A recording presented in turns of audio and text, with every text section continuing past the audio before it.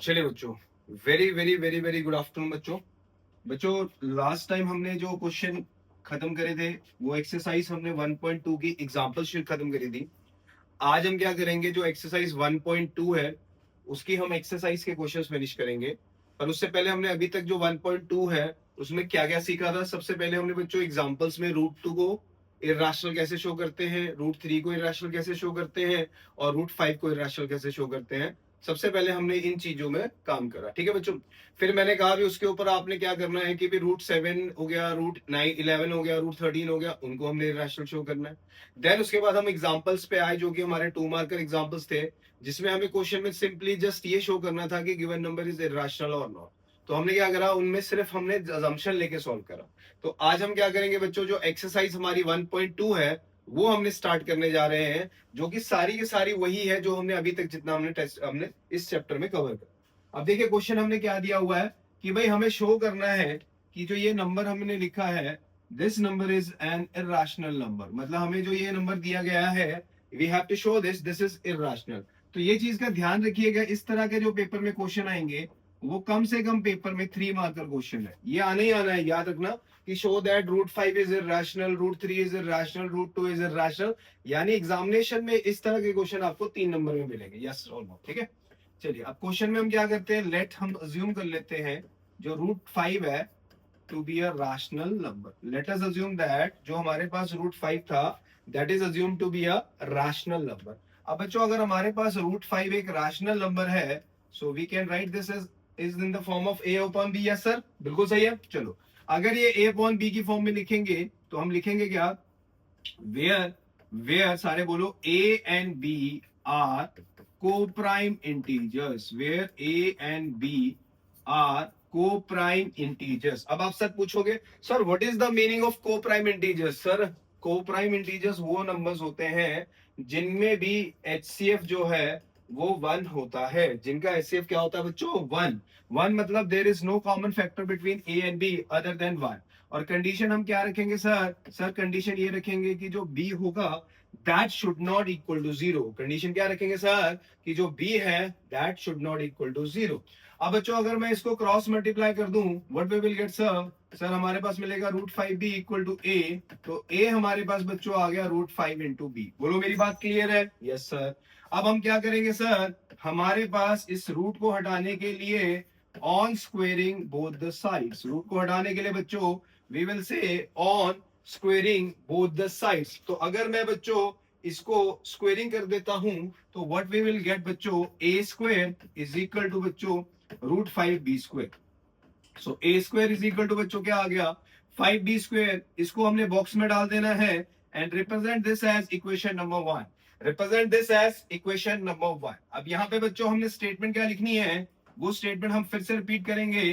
क्या है स्टेटमेंट की जो 5 है दैट डिवाइड्स ए स्क्वेयर। 5 जो है वो ए स्क्वायर को क्यों डिवाइड करता है, क्योंकि जो ए स्क्वायर है दैट इज इक्वल टू यानी 5b स्क्वायर है, और ये जो टर्म है वो 5 का क्या है, मल्टीपल है। और अगर ये 5 से डिविजिबल है तो जो हमारी ए स्क्वायर होगी वो टर्म भी 5 से डिविजिबल होगी। तो इसका मतलब अगर 5 ए स्क्वायर को डिवाइड करता है तो इट मीन्स 5a को भी डिवाइड करेगा।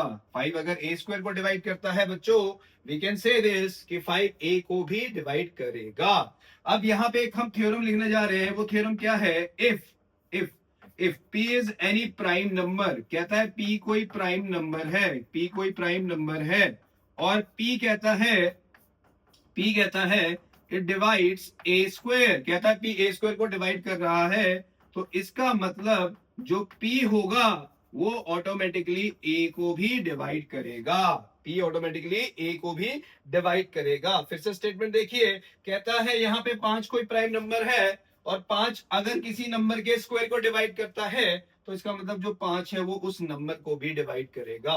तो हमने ये शो कर दिया जो 5 है वो a का क्या है, फैक्टर है। 5 is a factor of a।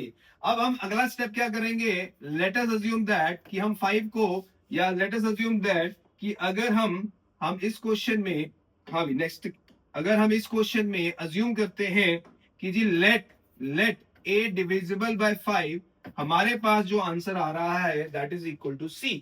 सी जो है वो यहाँ पे कोई भी इंटीजर है, सी इज एनी, सारे बोलो इंटीजर, सी क्या है बच्चों आपका कोई भी इंटीजर है। तो बच्चों अगर मैं इसको भी क्रॉस करूंगा तो इसको भी क्रॉस करने पे what we will get sir, a is equal to sir 5c। So same step यही वाले रिपीट हम करेंगे। वो रिपीट करने के लिए हमें सबसे पहले दोनों तरफ की क्या करनी पड़ेगी बच्चों, on squaring what both the sides. If we square both the sides, what we will get sir, a square is equal to 5c square. A square is equal to 5c square. So this will become a square is equal to 25c square. Now ये जो हमारे पास answer बना है, this answer यानी this will represent our equation number 2. This will represent our equation number 2. अब equation number 1 and equation number 2 में आप एक चीज देखिए, इधर भी लेफ्ट साइड ए स्क्वायर है और इधर भी लेफ्ट साइड क्या है, ए स्क्वायर। अगर किसी इक्वेशन की एलएचएस सेम है तो बच्चों हम ये कह सकते हैं फ्रॉम इक्वेशन 1 एंड इक्वेशन 2, क्या कह सकते हैं बच्चों, from equation 1 and equation 2 what we can conclude sir, जो 5b स्क्वायर है that is equal to 25c square. तो 5 से 25 कट जाएगा, so b square is equal to कितना आ गया बच्चों, 5c स्क्वायर। तो हमारे पास ये प्रूफ हो गया, जो b स्क्वायर है दैट इज इक्वल टू हमारे पास 5c स्क्वायर। अब बच्चों इसमें दोबारा से वही लाइन फिर से रिपीट करनी है जो हमने केस नंबर 1 में रिपीट करा था। अब वो लाइन क्या रिपीट करेंगे बच्चों, ध्यान से देखिए, बिकॉज जो 5 है दैट डिवाइड्स b स्क्वायर। ऐसा क्यों, क्योंकि जो b स्क्वायर है that is equal to 5c square है। अब अगर 5 b स्क्वायर को डिवाइड कर रहा है और 5 कोई प्राइम नंबर है तो इसका मतलब जो 5 होगा दैट डिवाइड्स b ऑल्सो। ऐसा क्यों होगा, क्योंकि सर अभी हमने पीछे करा है, अगर p कोई एक प्राइम नंबर है और वो प्राइम नंबर a स्क्वायर को डिवाइड करेगा तो सेम जो प्राइम नंबर है वो a को भी डिवाइड करेगा। तो यहां पे भी आपने वही स्टेटमेंट लिखनी है, if p is any prime number, p कोई भी प्राइम नंबर है, एंड जो p अगर कोई प्राइम नंबर है और p क्या कर रहा है, दैट डिवाइड्स a स्क्वायर, तो ऑब्वियस सी बात है सर वही p जो है वो a को भी डिवाइड करेगा। सेम जो p है यानी वही प्राइम नंबर जो है दैट ऑल्सो डिवाइड क्या करेगा बच्चों, a ऑल्सो। तो बच्चों हमने यहाँ क्या शो करा था, जो 5 है वो a को डिवाइड कर रहा है। अब हमने यहाँ पे ये शो कर दिया है जो 5 है वो b को भी डिवाइड कर रहा है। तो इसका मतलब हमारे पास a और b का एक कॉमन फैक्टर है। तो इसका मतलब हमारे पास therefore a and b have one that common factor, and that common factor is 5। यानी हमने ये शो कर दिया कि 5 एक ऐसा नंबर है जो a को भी डिविजिबल है, 5 एक ऐसा नंबर है जो v को भी डिवाइड कर रहा है। तो दोनों में एक कॉमन फैक्टर आ चुका है and that common factor is what, 5। But starting में देखिए हमने क्या ज्यूम करा था कि a और b एक ऐसे नंबर हैं जो कि को प्राइम होने चाहिए, जो कि क्या होने चाहिए, को प्राइम। को प्राइम का मतलब मैंने बताया कि a और b में 1 के अलावा कोई भी ऐसा नंबर नहीं होना चाहिए जो कॉमन होना चाहिए। तो इसका मतलब हम यहाँ पे एक लाइन लिखेंगे, but a and b are co-prime integers. A and B are co-prime integers. What is the meaning of co-prime integers, sir? कि जी सर हमारे पास A और B में बच्चों 1 के अलावा कोई भी कॉमन इंटीजर नहीं होना चाहिए। पर हमने क्या प्रूफ करा मेथड ऑफ कॉन्ट्रडिक्शन में सर, कि सर हमारे पास दोनों में जो है वो 5 एक कॉमन नंबर आ रहा है। तो इसका मतलब बच्चों हम ये कह सकते हैं कि सर इस क्वेश्चन में जो हमने अजम्पशन ली थी, इस क्वेश्चन में सर हमने जो अजम्पशन ली थी, our assumption is what, wrong. Our assumption है, सारे बोलो रॉन्ग। हमारी जो अजम्पशन है that is wrong. Assumption wrong आने का मतलब क्या हुआ कि हम ये कहेंगे कि जो रूट 5 है that is not a rational number, root 5 is irrational, root 5 is irrational. तो क्वेश्चन क्या था बच्चों, क्वेश्चन ये था कि हमें ये शो करना है कि रूट 5 एक इरैशनल नंबर है, बट हमने क्या बोला, let us assume that root 5 to be a rational number. कोई भी रैशनल नंबर होगा उसको a बाय बी की फॉर्म में लिखा जाएगा, जहां पे a और b एक को प्राइम इंटीजर्स हैं, और को प्राइम इंटीजर्स उनको बोला जाता है जिनका एचसीएफ जो है वो 1 है, और कंडीशन भी हमने ये रखनी है जो b है वो कभी भी क्या नहीं होना चाहिए sir, 0। Now, if we cross multiply it, what we will get, sir? Root 5b equal to a, then a equal to root 5b. अब हमें पता है कि हमें रूट हटाना है, तो उसके लिए हमें दोनों तरफ क्या करनी पड़ेगी बच्चों, squaring on both side. What we will get sir, a square equal to sir 5b square. Now what is the statement sir, 5 divides a square, क्योंकि जो a स्क्वायर है that is equal to 5b square. बच्चों अगर 5 a square को divide करेगा तो obvious सी बात है बच्चों, जो 5 होगा वो b को भी डिवाइड करेगा. What is the reason sir, if p is any prime number and p divides a square, तो वही प्राइम नंबर a को भी डिवाइड करेगा. Now case number 2, let us assume that a divided by 5. हमारे पास question आ रहा है c is any, सारे बोलो integer. Now if we cross multiply it, what we will get, a is equal to क्या आ जाएगा बच्चों, 5c. Now squaring on both side, what we will get sir, a square equal to 5c square, that is equal to 25c square. बच्चों अब अगर मैं equation 1 और equation 2 को आपस में कंपेयर करने की कोशिश करूं, तो दोनों इक्वेशंस की एलएचएस बच्चों सेम नजर आ रही है, और अगर हमारे पास दोनों की एलएचएस सेम है तो जो आरएचएस होगी दैट इज आल्सो सेम. तो इसका मतलब हमारे पास जो बी स्क्वायर है दैट इज इक्वल टू, सारे बोलो 5c स्क्वायर आ गया. अब वर्डिंग में हमने क्या लिखना है बच्चों, जो 5 है 5 दैट डिवाइड्स, सारे बोलो that divides b square. Yes है, क्योंकि जो बी स्क्वायर है that is equal to 5c square है.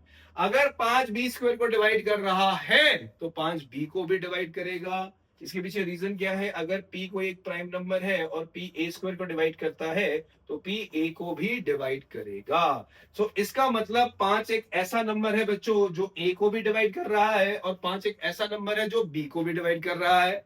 तो इसका मतलब जो a और b है उनमें एक कॉमन फैक्टर आ चुका है, and that common factor is how much, 5. But we have assume that a and b are coprime integers, तो इसका मतलब हमारी जो अजम्पशन है that is assume to be wrong assumption. So इसका मतलब जो रूट 5 है that is not a rational number, root 5 is a irrational number. So please इसको पॉज करके इसके नोट्स बनाइए, फिर हम नेक्स्ट क्वेश्चन पे मूव करते हैं. ठीक है, क्लियर? चलिए बच्चों अब एक्सरसाइज 1.2 का क्वेश्चन नंबर 2 जो है वो हम देखते हैं क्या कहना चाहता है. क्वेश्चन कह रहा है कि prove that 3 plus 2 root 5 is irrational. बच्चों अगर इस तरह का क्वेश्चन अगर पेपर में आया तो वो क्वेश्चन याद रखना 2 मार्कर के ही उसमें आ सकता है लेवल में, उससे ऊपर नहीं आएगा. अब क्वेश्चन क्या पूछ रहा है बच्चों, 3 प्लस 2 रूट 5 इज इररेशनल. अब इस क्वेश्चन को करने के लिए पहला स्टेप देखिए हम क्या लेंगे. Let us assume that 3 plus 2 root 5 be rational. हम ये अजम्पशन ले लेते हैं कि हमारे पास जो नंबर है वो एक रैशनल नंबर है. अगर हमारे पास ये एक रैशनल नंबर है बच्चों, तो हम क्या कह सकते हैं कि जी 3 plus 2 root 5 should be written in the form of, सारे बोलो a अपॉन बी. सर अगर मैं 2 रूट 5 को यही रहने दूं तो what we will get sir, a upon b. इस 3 को इधर शिफ्ट कर दीजिए तो ये आ जाएगा -3 बच्चों. अब बच्चों इसके आगे कुछ नहीं है तो हम क्या अज्यूम कर लेंगे, let us assume to be 1. So यहाँ पे हमारे पास जो आरएचएस वाली टर्म नजर आ रही है उसका जो एलसीएम आएगा that is equal to b. तो बच्चों अगर आरएचएस से बी एलसीएम आ गया तो ऊपर बच्चों a बन जाएगा और ये इससे मल्टीप्लाई होके क्या बन जाएगा, -3b.